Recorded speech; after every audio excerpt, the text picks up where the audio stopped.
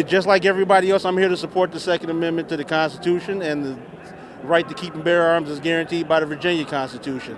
We're not here to take over anything. We're not here to threaten anybody. We're just here to peacefully assemble and address our government about their overreach.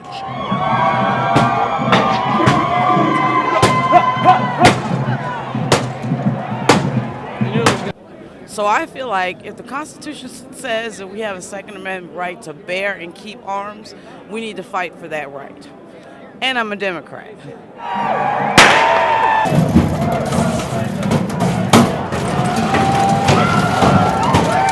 We want our gun rights. We want the right to defend ourselves. I'm a single mom of 2 little girls. I need to defend me and my little girls.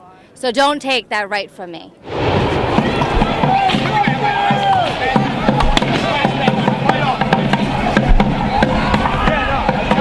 I feel safe here.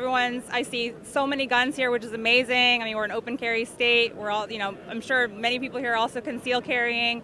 I feel so safe. Everyone's tame and well-mannered and polite. And yeah, it's been great. I'm looking forward to a really great day.